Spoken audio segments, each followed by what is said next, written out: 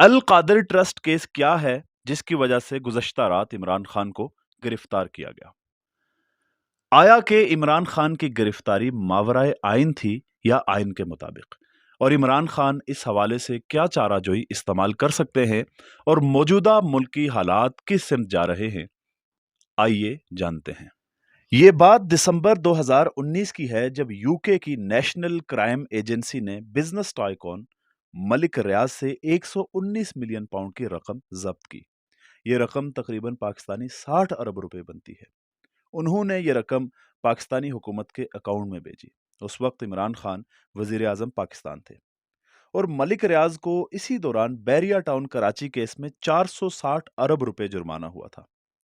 इमरान खान की हुकूमत पर यह इल्जाम है कि उन्होंने यूके से मिलने वाले 50 अरब रुपए को कौमी खजाने में जमा करवाने के बजाय इस जुर्माने में एडजस्ट कर दिया जो मलिक रियाज को कराची बैरिया टाउन केस में हुआ था। और इसके बदले में मलिक रियाज ने जहलम के करीब 450 कनाल से ज्यादा अराजी अल कादर यूनिवर्सिटी ट्रस्ट के नाम कर दी, जिसके 2 ट्रस्टी इमरान खान साहब और उनकी अहलिया बुशरा बीबी हैं। मौजूदा मुल्की हालात इंतहाई कशीदा हैं। जगह जगह पुरतशद्दद मुजाहरे हो रहे हैं, जलाओ और घिराव हो रहा है और हसास मकामात पर अवाम ने चढ़ाई कर दी है।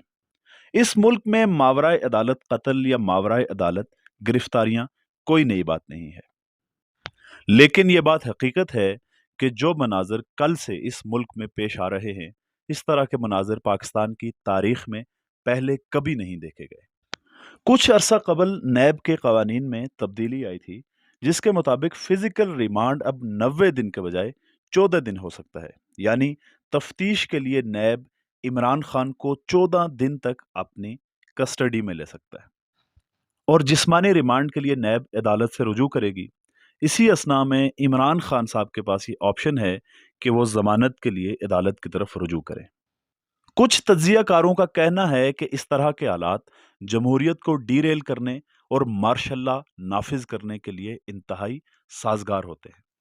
बहरहाल जो भी हो रहा है इस जो भी हो रहा है इसमें मुल्क को नुकसान हो रहा है, पॉलिटिकल डिस्टेबिलिटी हो रही है और बैनुल अक़वामी दुनिया के सामने मुल्क का एक बदतर चेहरा नुमायां हो रहा है। अब देखते हैं कि आगे क्या होने जा रहा है। अल्लाह ताला इस मुल्क के हालात पर रहम करे।